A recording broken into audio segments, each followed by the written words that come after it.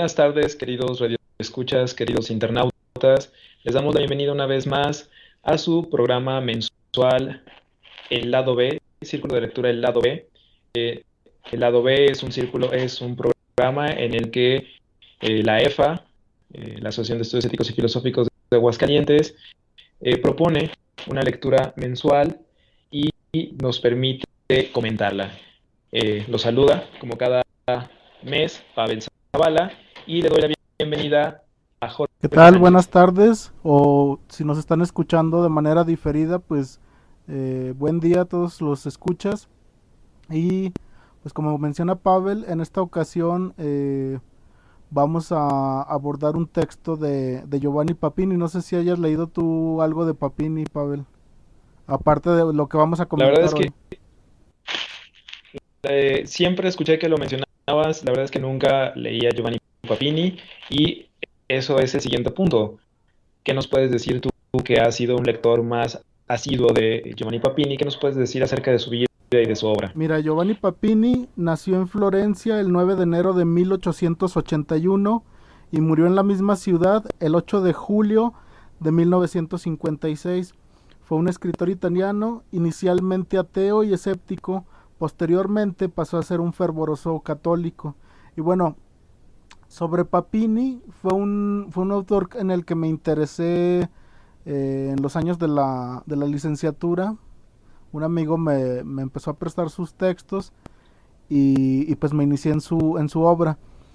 Así como introducción, si alguien quiere entrarle a la obra de Papini, yo les recomendaría que empezaran con su autobiografía Hombre Acabado, donde narra pues desde su infancia cómo se interesa por la lectura y pues narra sus orígenes. Él fue de condición humilde, de familia pobre, y pues yo creo que lo único que le legaron sus padres era, en la casa tenían una canasta llena de libros que pues él cuando aprende a leer los devora, y ya al entrar a la escuela pues todo lo que le caía en las manos lo leía, y hasta en la adolescencia pues tiene la oportunidad de empezar a ir a la biblioteca, pero él como que su gran deseo en esos años era pues ya tener las bibliotecas no eran como ahorita, que cualquiera va y agarra los libros de los estantes.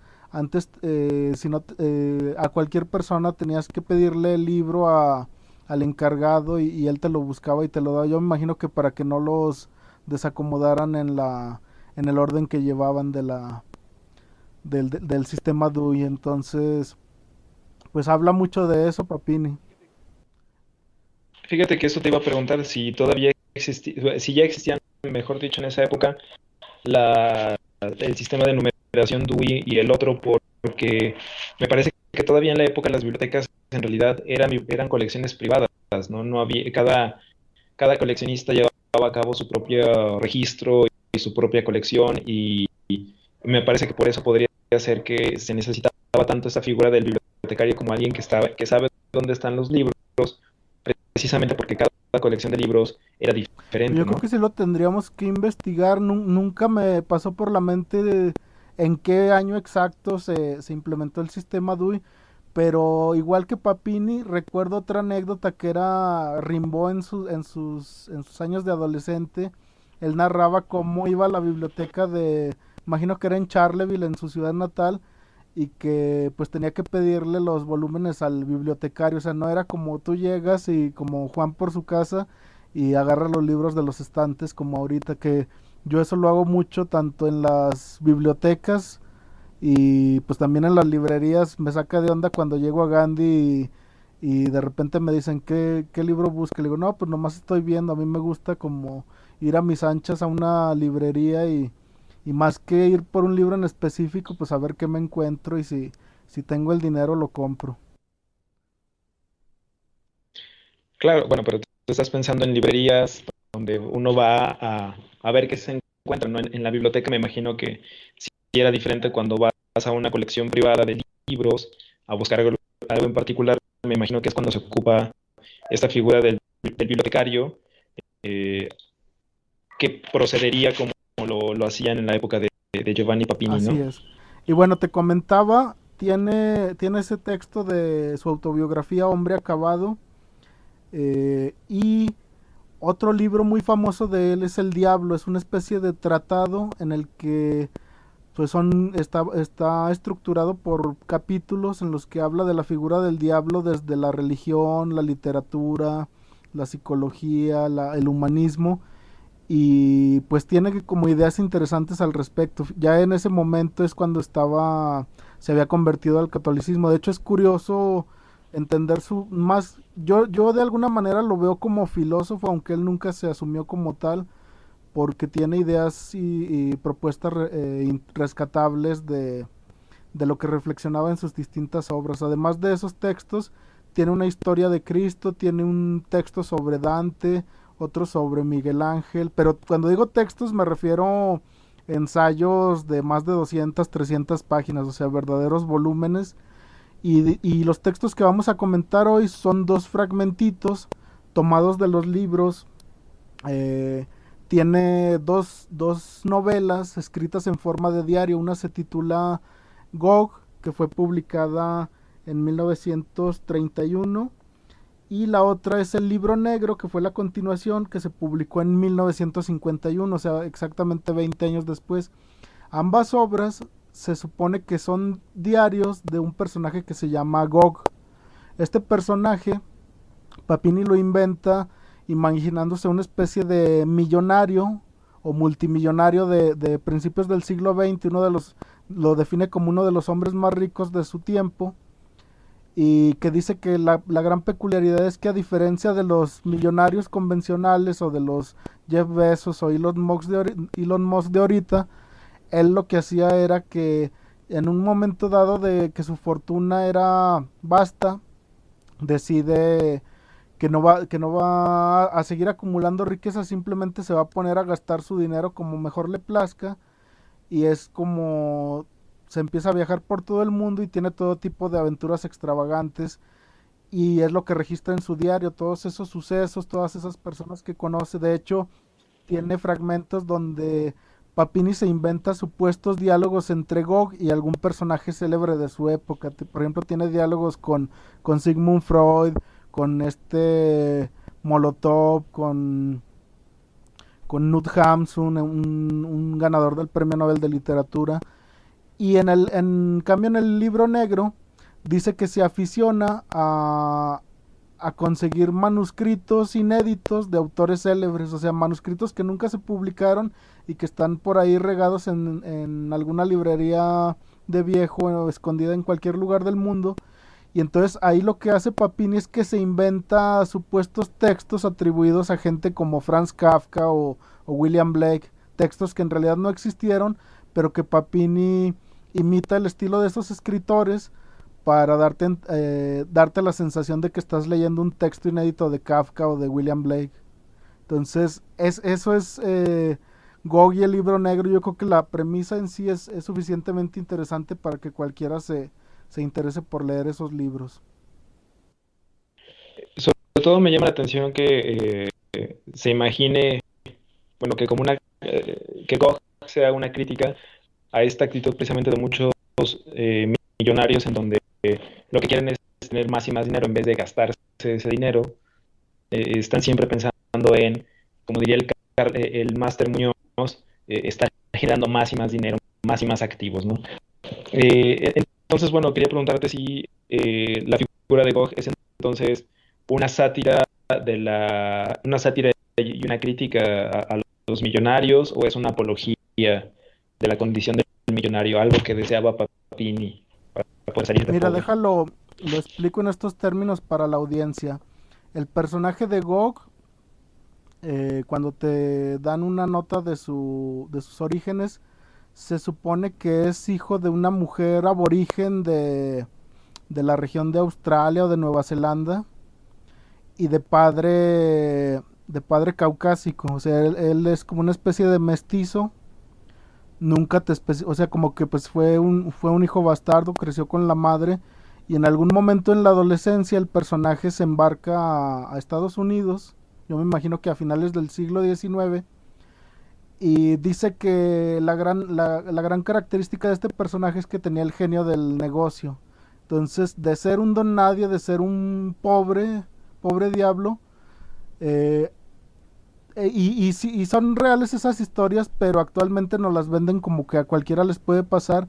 Este personaje es de esos que a base de esfuerzo y astucia hace su fortuna en los negocios. Entonces, y ya cuando es multimillonario, Papini lo utiliza porque Gog, pues al ser una persona sin instrucción, una persona de condición humilde que llega a las más altas esferas, pues es un bárbaro, o sea, es una persona sin educación. Cuando digo sin educación me refiero sin etiqueta, sin buen gusto, pero al tener los millones para comprar lo que quiera, se pone a comprar islas, se pone a comprar casi casi personas. O sea, se le puede hacer con su dinero lo que se le antoje, lo que la mayoría de la gente con dinero no se atrevería, él se atreve y entonces en su diario registra esas anécdotas, esas aventuras, pero lo que está haciendo Papini es a partir de la figura de un bárbaro millonario, o sea, de una persona irreflexiva o aparentemente irreflexiva, que tiene, pues más que tener vicios, si lees el libro no tiene nada obsceno, es más bien como una crítica al consumismo. Entonces este personaje, por ejemplo, al principio del libro, se dice, pues ya que tengo el tiempo de ocio requerido, voy a leer las obras maestras de la literatura. Y se pone a leer el Quijote, las obras de Shakespeare, el Fausto de Goethe, etcétera, y dice que son obras que le resultan estúpidas. Incluso, por ejemplo, cuando habla de Don Quijote, dice, cada texto lo define con una frase, dice, dos supuestos héroes, no, no te creas, en Don Quijote dice, un loco ético y un loco gordo en busca de palizas. Cuando habla, por ejemplo, de la Ilíada de Homero, dice, unos supuestos héroes que se despanzurran durante 10 años por culpa de una vieja seducida. Así es como define la Ilíada, la obra cumbre de la literatura occidental. Entonces, y dice que se pone a platicar con intelectuales jóvenes de principios del siglo XX y le dicen que están de acuerdo con él en que esas obras maestras pues no son tal cosa y lo empiezan a introducir en las verdaderas buenas obras, pero ya ahí eso te lo deja la imaginación saber cuáles son esas verdaderas obras. Yo imagino, o por lo menos por mis gustos, como el Beckett o de Albert Camus, que era lo que estaba empezando a desarrollarse en el siglo XX. Eh, Bien, me llama mucho la atención todo esto que dices de cómo trata Papini o cómo define Papini a las grandes obras de la literatura occidental. Eh, bueno, de hecho en los textos se nota siempre un carácter muy crítico, muy ácido de parte de Papini. Se fija en cosas o define las cosas como no se acostumbran a definir, de hecho. ¿Qué te parece si pasamos a una pequeña reseña de los textos que leímos para esta Muy ocasión? bien, si quieres yo comienzo con el primero. El primero se titula Nada es mío. Aparece en el libro de Gog y como les comentaba a los escuchas, cada uno de los fragmentos está relatado como si fuera la entrada de un diario de un momento en el diario de Gog.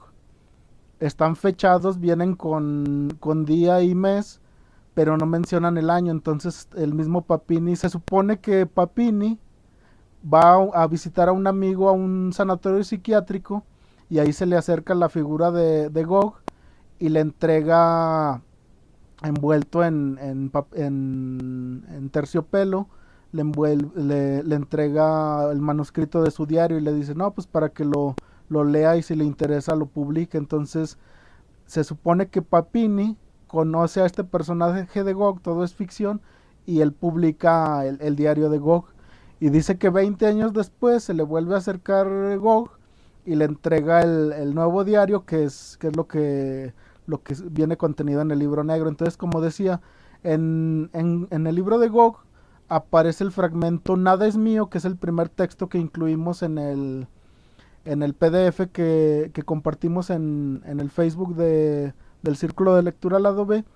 Y este texto es más que un cuento, es como una reflexión, es como cuando uno de repente se pone a divagar y empieza a reflexionar sobre algo concreto. Y en este caso Gog se pregunta por el yo, por la esencia de cada uno de nosotros, qué es lo que nos hace, qué es lo que me hace ser yo y no ser Juan o María o el vecino de enfrente. Entonces, reflexionando llega a la conclusión de que cada uno de nosotros somos un cúmulo de aspectos que vamos tomando, por ejemplo, la forma en que nuestro papá tomaba el café, la forma, la música que le gustaba a nuestra mamá, eh, las ideas políticas de nuestro maestro de secundaria, o sea, todo nuestro pensamiento, todas nuestras creencias, nuestro sistema de creencias, nuestros juicios, prejuicios, nuestra forma de entender la realidad está tomado de las personas que nos fueron formando desde el nacimiento hasta, pues yo me imagino que nunca agotamos eso, siempre vamos a adoptar cosas de otros. Por ejemplo, yo antes de entrar a la universidad empecé a trabajar y muchas de mis expresiones en mi forma de hablar las fui tomando de compañeros de trabajo y las sigo usando hasta ahorita, aunque suenen extravagantes, las sigo usando por costumbre. Entonces cada uno de nosotros,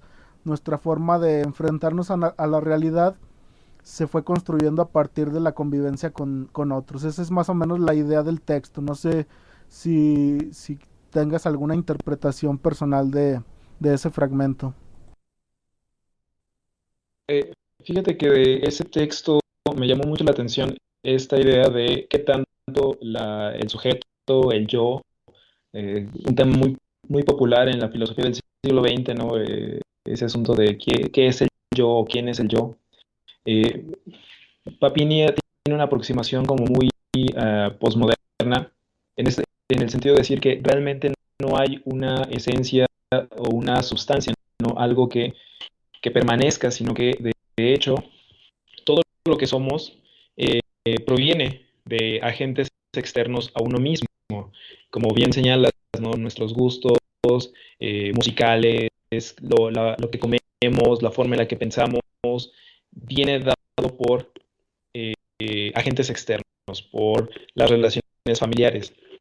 Y me llama la atención porque de alguna manera resulta, el texto de Papini resulta como muy cercano a Wittgenstein e incluso a Paul Ricoeur, con esta idea de que no hay el sujeto, el yo no es una sustancia, no es algo que permanezca, no es un sujeto trascendente como en René Descartes o en Edmund Husserl, sino que es una partícula formada por un montón de influencias, un montón de partículas externas, así que si las disgregamos, no queda nada debajo, no hay una sustancia. Y también me parece como muy, además por un lado, muy Wittgensteiniano el asunto, eh, también me parece como muy marxista, ¿no? Por este hecho de tenemos una deuda, incluso si yo soy el patrón, tengo una deuda con los obreros, si yo soy rico, tengo una deuda con mis sirvientes, de alguna manera, eh, el hecho de que yo sea el amo me pone o me somete de alguna manera a mis siervos, ¿no? Como una forma de criticar esta dialéctica, o mejor dicho, de mostrar el otro lado de la dialéctica hegeliana del amo y el esclavo. Para Hegel, el amo es absolutamente, ejerce el poder absoluto sobre los siervos, pero aquí Papini le señala que pues que no, que de hecho el amo se encuentra tan sometido a los siervos en su papel de amo, como los siervos se encuentran sometidos al amo mismo, ¿no? Me parece interesante por eso, un texto muy breve que de alguna manera sintetiza la filosofía del sujeto del siglo XX. O somos deudores de las estructuras sociales o de los grupos sociales a los que pertenecemos, o, y al mismo tiempo el yo, el sujeto, no es una sustancia, no es una esencia, sino que se forma a partir de lo que hay alrededor. Así es, Pavel. Y bueno, ahorita que estabas haciendo tu comentario de la dialéctica hegeliana, pues de alguna manera, si no hubiera esclavos, pues no habría amo. Es como este proverbio de que al final del día el rey y el peón, refiriéndonos a las piezas de ajedrez, acaban en la misma caja. Entonces, Sabes, este texto desde que lo leí la primera vez llevo años dándole vueltas, incluso en mis cursos de formación humanista en la universidad, de repente cuando eran sesiones en las que hablaba sobre el yo, sobre la filosofía existencialista, sobre dinámicas de autoconocimiento, siempre les proponía este texto y otros textos de Papini, y pues me interesaba mucho como ver la opinión de los estudiantes.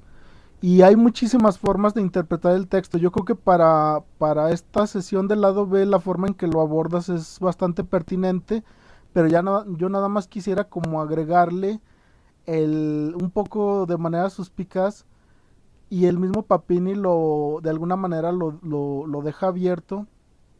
Imaginemos, por ejemplo, dos hermanos, más o menos que se lleven, no sé, 2, 3 años de diferencia de edad, creciendo en la misma familia, con las mismas impresiones, en el mismo ambiente, y van a tener caracteres o formas de ser completamente diferentes, o a pesar de que tengan ciertas afinidades, van a tener formas de ver o de enfrentarse a la realidad diferentes, gustos musicales quizá en un inicio iguales, pero a medida que se van separando o que van viviendo experiencias por su cuenta, se van bifurcando esos caminos. No sé, ahí cómo interpretarías la idea de Papini aplicada, o sea, a lo que voy es, el yo es un cúmulo de deudas, pero esas deudas a fin de cuentas cada uno de nosotros las aprende con H de manera diferente.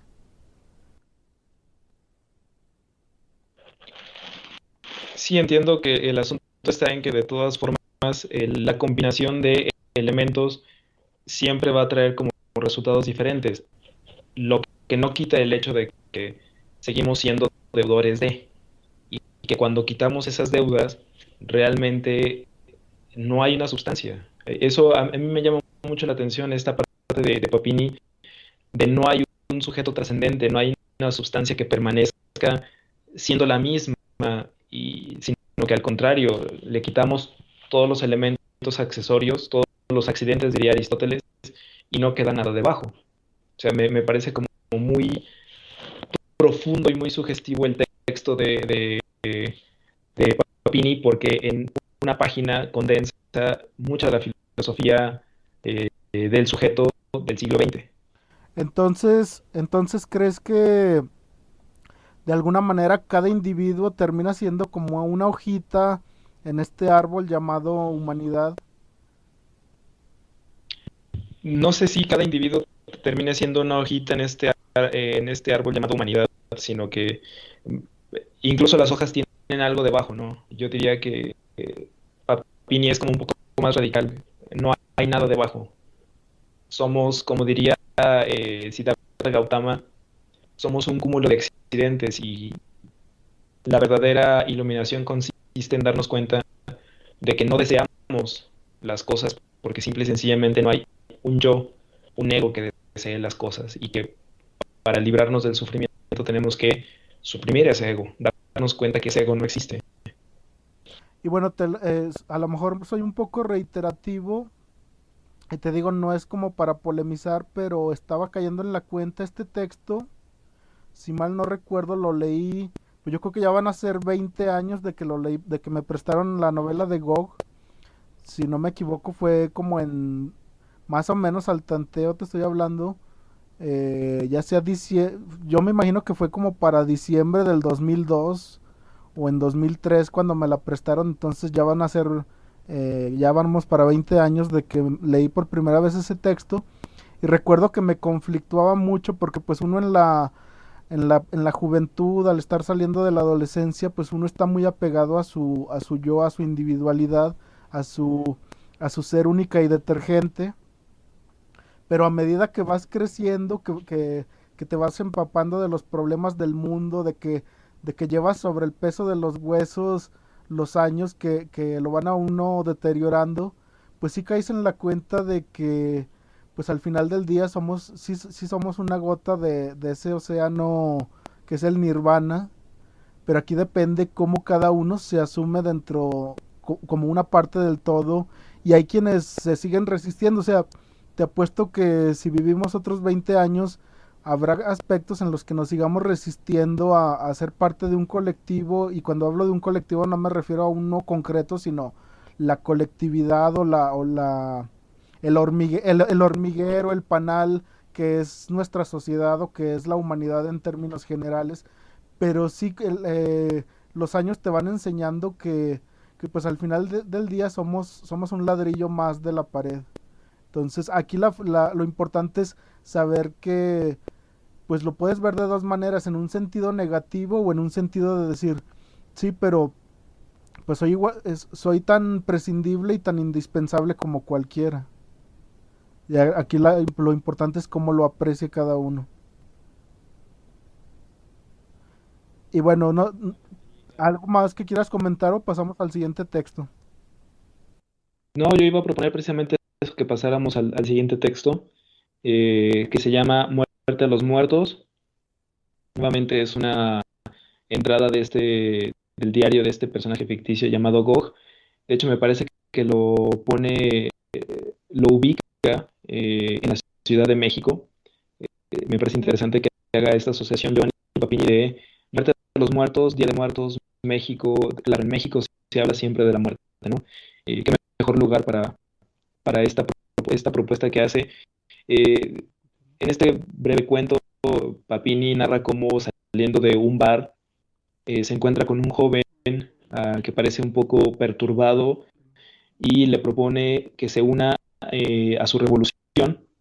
Cuando pregunta Papini, o mejor dicho, cuando pregunta Gog a qué revolución se refiere, le dice el joven que es una revolución en contra de los muertos, que es una rebelión en contra de los muertos, porque a su consideración los muertos tienen más presencia y tienen más importancia que los propios vivos, porque dice él, la historia es la colección de anécdotas de gente muerta. Y esas anécdotas, esa gente muerta, lo que hizo nos domina hoy en día. Seguimos hablando de lo que hizo Napoleón, seguimos hablando de lo que hizo Carlomagno, Julio César, a pesar de que han pasado 500, 200 o 1000 años desde que murieron esos personajes. Lo mismo en cuestión de arte o de política. Vivimos bajo los cánones de artistas que vivieron hace 2500 años, vivimos bajo las ideas propuestas por filósofos hace 2000, 3000 años, y dice este joven, pues simple y sencillamente tenemos que rebelarnos, tenemos que quitarnos ese peso de los muertos, tenemos que dejar atrás esas viejas ideas y finalmente, dice el joven, muerte a los muertos y vida a los vivos, ¿no? Dando a entender que finalmente nosotros los que estamos vivos tendríamos que preocuparnos más por lo que hacemos nosotros mismos que por lo que hicieron los muertos.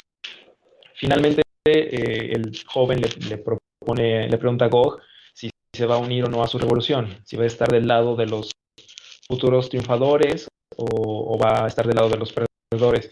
A lo que Gog le responde que él va a estar del lado del equipo ganador, del equipo que tiene más miembros, y dice, definitivamente estoy del lado de los muertos, porque ellos son más, y todos en algún momento perteneceremos a ese equipo.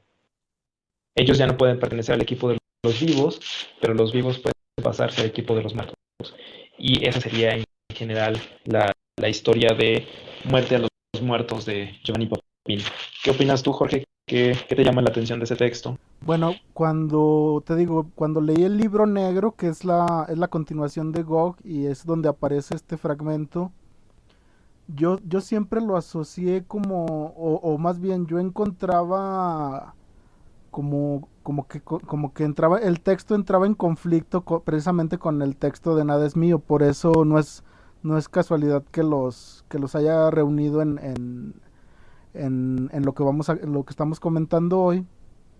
Y siempre encontré como ese equilibrio, ese yin del yang entre Nada es mío y Muerte a los muertos. Porque al principio las ideas de este joven mexicano te dejan, sientes este anhelo de revolución. De hecho, el mismo Goglo dice que no sé si iba caminando o iba en el auto pasando por el Monumento a la Revolución, que pues es de los lugares más icónicos de la Ciudad de México. Sobre todo yo me imagino la gente del extranjero, si ven postales, pues yo me imagino que ven el Zócalo, Bellas Artes, el Monumento a la Revolución como lo más icónico de la CDMX, a lo mejor ya más contemporáneamente la Torre Latinoamericana. Y entonces las ideas de este joven te suenan sumamente radicales, y le he estado dando vueltas a ese texto también en los últimos años. Yo con lo que siempre me quedaba era, pues el joven le pide dinero a Gog para iniciar su revolución, para financiar los carteles, la publicidad, pues para dar conferencias y hacer llegar la idea a más gente y que más personas se sumaran a su revolución de la muerte a los muertos. Y pues Gog lo escucha con atención, y más allá de si eso va contra sus intereses económicos, se me hace curioso que Gog le diga que está del lado de los ganadores, que en este caso son los muertos, pero porque él ya es un hombre viejo, y incluso él mismo le dice, como usted me ha hecho notar, joven, soy un hombre viejo, y por lo tanto estoy consciente de que dentro de poco me reuniré con los muertos, y pues estoy más, como dice, básicamente dice, estoy más para allá que para acá, pues me quedo con el equipo ganador, que son los muertos. En este caso es pues que dejar un legado a las siguientes generaciones, a lo mejor su nombre en las empresas que hizo, en los inventos que haya él financiado, etcétera, si hay un monumento con su nombre, no sé. Y tiene que ver un poco con esta noción que tenemos de trascender a través de nuestro legado. Las dos formas son a través de descendencia física, tener hijos, o a través de un legado intelectual o moral. Entonces, siempre me dejó pensando ese texto. Te decía, igual que el otro de Nada es mío, pues yo siempre con estas ínfulas de ver, pues primero quería mi desfile en la calle Madero como hijo predilecto de Aguascalientes, y ya de manera más discreta, ahorita quiero pues una estatua del conejito en el jardín de San Marcos, de mi personaje de historieta. Entonces yo en ese sentido yo estoy con Gog, y aparte ya rebasé los 35 años, la mitad de la vida según Aristóteles. Entonces pues yo me asumo del partido de los muertos, no sé, ahorita seguimos comentando, pero ese sería como mi primer acercamiento al texto, Pavel. Fíjate que a mí me causó un poco de escosor este texto, por una parte porque sigue siendo muy crítico, muy satírico, muy ácido el texto de Papini, pero si uno no lo lee en ese tono, o si uno no considera que el tono es la sátira, puede resultar chocante por cómo habla el joven acerca de los muertos, ¿no?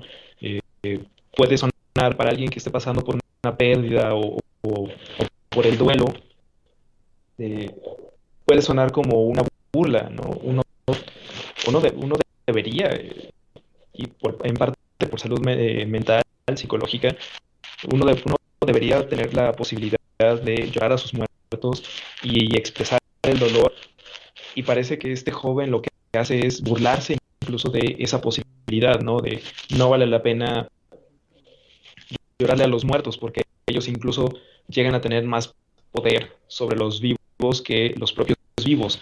Entonces, por una parte me causó ese escozor, ese sobresalto, porque me parece que una de las cosas que se ha olvidado en el último siglo es la necesidad de expresar el duelo, de expresar tristeza por la muerte de un ser querido. Parece que en la actualidad lo, lo importante es dejar de lado, superar rápidamente la pérdida para seguir adelante con la vida, ¿no? La vida no se puede detener, la producción, la maquinaria capitalista no se puede detener a que llores a tus muertos, a que superes tu duelo.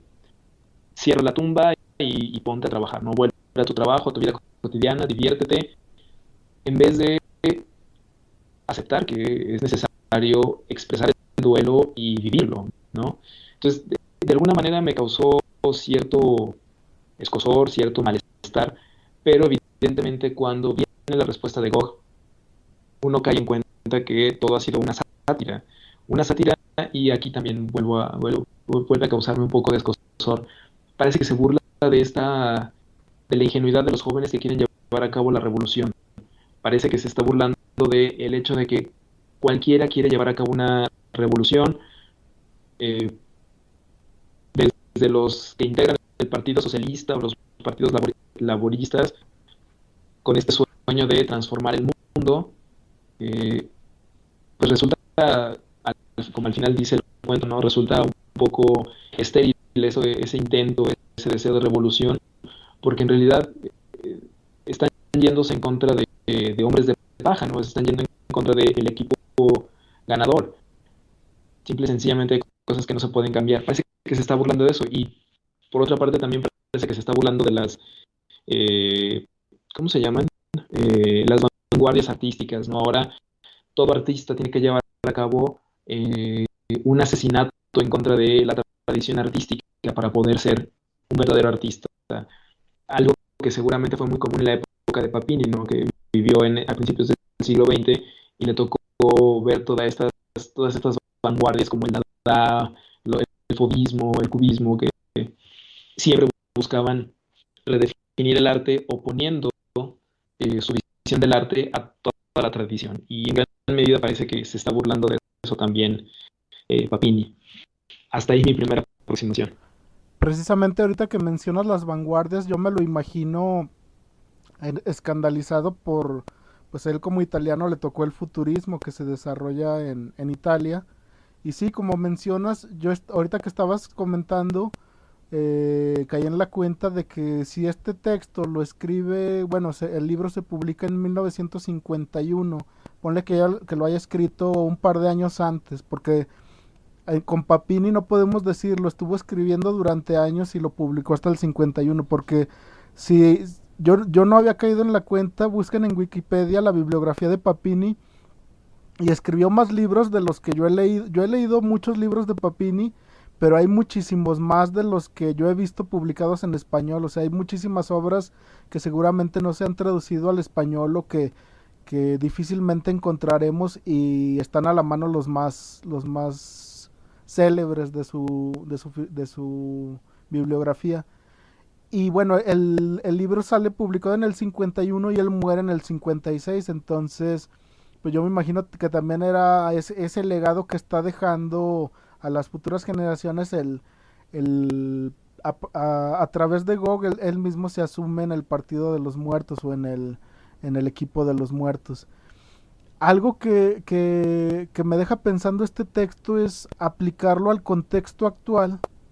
Y tú sabes que yo tengo como una visión un poco escéptica de los nuevos movimientos que se están dando actualmente. No crítica, pues todos debemos ser críticos, pero más que crítica, escéptica. Y me deja pensando, por ejemplo, en la cultura de la cancelación, que ya hemos hablado sobre eso, si es realmente una cultura de la cancelación o es realmente un ponerle un alto o un denunciar las injusticias. Pero por ejemplo también estamos viviendo la cancelación de figuras históricas. No nos vamos a meter en polémicas, pero pues acabamos de pasar el 12 de octubre y pues como cada año, y más en los últimos años, yo recuerdo que cuando yo estaba en la primaria no se hacían no eran tan fuertes esos comentarios de cancelemos a Cristóbal Colón, el genocida, el que nos trajo la, la conquista.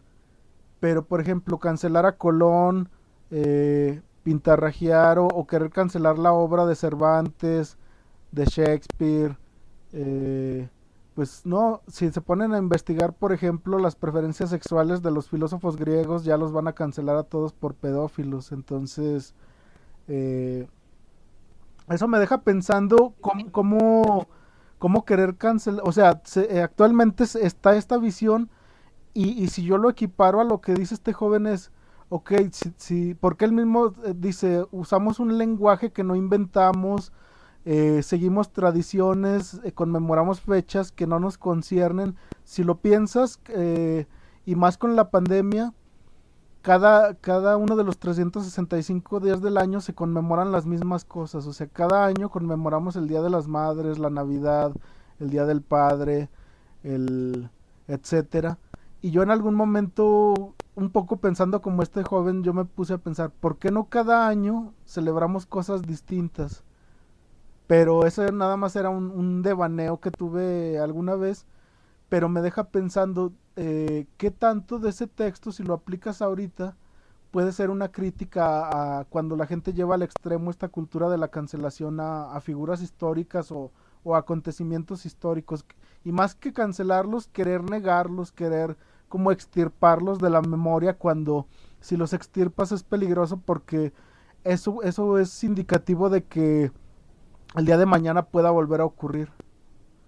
Por ejemplo, los judíos están empecinados, no estoy a favor ni en contra, simplemente lo señalo, en recordarnos el holocausto, y cada año se publican libros y películas sobre el holocausto, y parece que algo que pasó hace 100 años nunca se va a olvidar, y es gracias al dinero de la comunidad judía. Pero así como ellos están puestos a recordar ese hecho que afectó a su raza o a su comunidad, pues así también debemos recordar las cosas, pero recordar implica analizar, interpretar, y no simplemente querer cancelar situaciones o hechos. O sea, no vamos a conmemorar los 500 años de la conquista de México, pero sí, y pueden ponerle el nombre que quieran, pero simplemente pues estudiar el hecho histórico y no querer ponerlo bajo la alfombra. No decir, conmemoramos los 200 años de la consumación de la independencia y ponemos en el billete al ejército trigarante, pero hay que poner abajo del tapete a Agustín de Iturbide y no lo mencionemos porque era whitezican y nos cae mal. Creo que, bueno, para empezar, me parece muy obtuso y muy ambiguo hablar de una cultura de la cancelación cuando lo que se está haciendo no es cancelar a Cristóbal Colón, es resignificar el espacio donde estaba la memoria de Cristóbal Colón y dejar de ponerlo en un pedestal y asumir que, de hecho, lo, lo que hizo en gran medida posibilitó una masacre y un dominio posterior, masacre y dominio que ahora que se consideran atentados contra los derechos humanos. Cancelar, tanto así como cancelar, como vamos a quemar, vamos a borrar completamente la memoria de Cristóbal Colón. Nadie está buscando eso realmente. Está buscando, se está buscando que se asuma la otra parte de lo que hizo Cristóbal Colón, las consecuencias negativas de lo que hizo Cristóbal Colón. Asumir que el 12 de octubre no es el día de la hispanidad. El día del 12 de octubre implica un cambio en donde sí, los imperios nativoamericanos fueron conquistados por un imperio exterior, que sí se peleaban entre ellos, se sacrificaban entre ellos, pero era legítima su autonomía, su proceso cultural incluso, eh, que fue cortado, ¿no? Fueron culturas a las que no se les permitieron continuar su desarrollo interno, sino que fueron cortadas de tajo por un imperio exterior. Creo que el asunto de la cultura de la cancelación suena también a mí, me suena a un hombre de paja, como, es que ahora eh, hay que aceptar que Sócrates fue un pedófilo, y eso significa que ya no hay que hablar de Sócrates. No, significa que hay que mencionar también que las relaciones en tiempos de Sócrates son equivalentes a lo que ahora llamaríamos una pedofilia, que en aquella época no era entendido de esa manera. O sea, creo que señalar la contraparte, la contracara de la moneda, de no todo fue una, una batalla gloriosa de 300 españoles contra el imperio mexica para traer la civilización, esa es una parte de la moneda. La otra parte es 300 españoles condujeron una revuelta de otros indígenas que estaban en contra del imperio mexica, pero que después esos mismos españoles se cobraron a sus anchas con los pueblos nativoamericanos. Es mostrar pues la otra parte, no necesariamente como vamos a quemar la obra de Cortés, vamos a quemar la obra de Colón, vamos a borrar el nombre. ¿Cómo se llama esto? Una damnatio memoriae, una, un daño a la memoria. No se va a hacer eso. Creo que hablar de cultura de la cancelación a veces a mí me suena a un hombre de paja, ¿no? Como a querer decir, es que nos están quitando. No, se está mostrando la otra parte, creo yo. Entonces, quizá la siguiente generación va a tener las dos mitades del hecho, del suceso. Así como nosotros crecimos con la parte que nos decían la aventura de Colón, que contra todo pronóstico sorteó los obstáculos y descubrió un nuevo continente y fue el encuentro de dos razas y de dos mundos. Y en últimos años se revisita la historia se ve la figura de Colón como el causante de la debacle, de la tragedia. Quizá las próximas generaciones vean ambas partes y digan, fue este personaje con claroscuros que gracias a su iniciativa se llegó a este encuentro de dos culturas.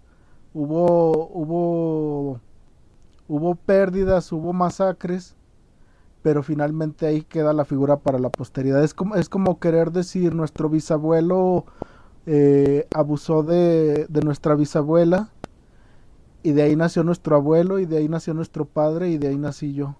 Vamos a satanizar al bisabuelo o simplemente decir, pues, si lo ves es como el ejemplo de Watchmen, que Comedian viola a la mamá de esta de Espectro de Seda, de Lori, pero ese hecho finalmente fue el que hizo que Doctor Manhattan decidiera salvar a la humanidad. El decir, a partir de un hecho cruel o de una situación eh, pues mala, negativa, que fue la violación de Sally Júpiter, pues nació Lori, la mujer que amo, y ese solo hecho me hace querer salvar a la humanidad. A partir de algo malo ocurrió algo bueno, y pues eso es suficientemente meritorio para darle otra oportunidad a la raza humana. Pero es ver todo el panorama, ver todo el espectro y tener una visión más completa de un hecho histórico o de los personajes que, que estuvieron involucrados en los sucesos y que gracias a ellos estamos aquí. Es como esta frase de estamos parados bajo los hombros de gigantes. O sea, podemos estar teniendo home office gracias a siglos de gente que vivió esclavizada en las pirámides, de otros tantos que se quedaron ciegos aprendiendo eh, desarrollando las matemáticas, y posteriormente ingenieros que las aplicaron en toda una tecnología que hace que podamos estar echados en la sala realizando el home office. O publicando que la Tierra Ajá, es sí, o plana sea, en Facebook. cualquier cosa que nos dé el ocio y la libertad de crear o de echar a perder en nuestros términos actuales. Bueno, pero creo que nos hemos alejado un poco del texto. Retomando las ideas importantes del texto de Papini, creo que hay una sátira muy fuerte, pues, en cierta forma, a las vanguardias y también a los movimientos revolucionarios, porque cuando presenta este estudiante, este joven mexicano, su propuesta a Giovanni Papini, bueno, a Gogh, perdón, habla de una revolución en contra de los muertos, ¿no? Y podemos decir, podemos cambiar esto de en contra de los muertos y cambiarlo y ponerle como en contra del sistema o en contra de las estructuras sociales o en contra de el sistema de dominio, y nos vamos a dar cuenta que lamentablemente las estructuras sociales, el sistema de explotación, el sistema de dominio, de hecho está ganando. Y por eso me parece que hace una sátira incluso de las revoluciones, ¿no? A partir de este joven que quiere llevar a cabo una muerte para los muertos. Esa es mi opinión. Sí, yo creo que lo que podemos, más que sacar una conclusión general del texto con todo lo que hemos hablado, pues no es negar la revolución, yo creo que sí es importante revelarnos con lo que esté mal en el momento histórico que estamos viviendo, de alguna manera así es como está evolucionando o ha evolucionado la humanidad desde que se volvió una civilización. En ese sentido, pues nuestro papel es enfrentarnos a las injusticias actuales con las herramientas que tenemos a nuestro alcance. Yo creo que aún no hemos vislumbrado todo el potencial de Internet, de las redes sociales, por ejemplo, de algo como el blockchain, las criptomonedas. Hay infinidad de posibilidades, así como todas esas herramientas se están utilizando en este momento para esclavizarnos, para que ese 1% nos controle. También le podemos dar la vuelta y aprovechar esas mismas herramientas para, para recuperar para tener un poco de control sobre nuestra vida en comunidad. Bueno, no tiene tanto que ver con el texto, pero pues si estamos hablando de revoluciones, sería lo pertinente. Bueno, no sé, yo creo que ya dije lo que más me llamó la atención del texto. Eh, sigo creyendo que es una visión muy ácida y muy satírica de las vanguardias, de los movimientos revolucionarios, incluso de los movimientos, ¿cómo se llama? Reivindicadores, ¿no? Eh, no los niega, pero sí creo que muestra esta otra parte que tienen a veces de demasiado, no idealistas, no utópicos, sino más bien de demasiado ambiciosos, de querer cambiar con una sola revolución, con una sola idea, de querer cambiar todo un sistema, ¿no? Creo que ahí está la sátira fuerte de Papini. No se trata de una revolución que lo cambie todo, se trata más bien de muchas pequeñas revoluciones cambiando cada una un aspecto de la realidad. Pues bueno, muy buena observación, Pavel. El comentar estos dos textitos que si no los han leído, si llegaron directo a este audio, pueden encontrar ese archivo PDF. Son apenas 3 cuartillas, son 4 cuartillas si contamos la nota biográfica de Papini, pero los dos textos apenas hacen 3 cuartillas, entonces se lo leen en 15 minutos, pero los va a dejar reflexionando por horas. Y pues ojalá si se animan a leer estos dos fragmentos, les dé pie a buscar la obra de Papini. Casi muchos de sus libros se encuentran fácilmente en Facebook. Estamos en el canal aefa.ags. Pueden poner un comentario y nos pueden pedir los textos. Yo se los facilito en PDF a través de redes sociales. O si no, pues son fáciles de acceder a ellos y ojalá se animen a rescatar la obra de Giovanni Papini. La forma de rescatar los textos pues es volverlos a leer o leerlos por primera vez, autores que a lo mejor no conocíamos, y pues entrar en contacto con nuevas reflexiones. Y bueno, de mi parte es todo, Pavel. Gracias por acompañarme en este texto que propuse y pues te doy pie para cerrar la emisión. Pues también agradecerte, Jorge, por la sugerencia de leer a Giovanni Papini. Yo no lo había leído, me parecen textos sugerentes, sugestivos, que tienen mucha tela de donde cortar. Y bueno, ya que mencionabas que Giovanni Papini empezó siendo un escéptico y un ateo y finalmente se convirtió al cristianismo, me acordé de un autor francés que se llama Jules Barbé d'Aurevilly, que él fue siempre un católico apologista, un católico ferviente, y que escribió una serie de novelas o historias cortas que se llaman Las Diabólicas. Con estas novelas, Jules Barbé d'Aurevilly, Jules Barbé nada más, pretende mostrar cómo el pecado,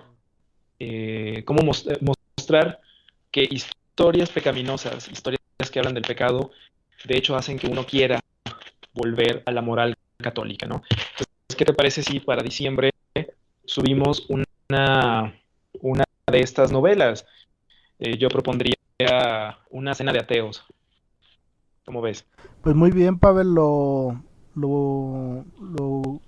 pues editamos el texto o si ya lo tienes a la mano en PDF, nos organizamos y lo subimos para proponer esa lectura en la siguiente sesión. Sería para principios de diciembre. Recuerden que hacemos este evento el primer sábado de cada mes. Entonces en diciembre tocaría para el sábado 4 de diciembre haríamos el comentario de ese texto de Aureli ¿cómo es? Barbelli.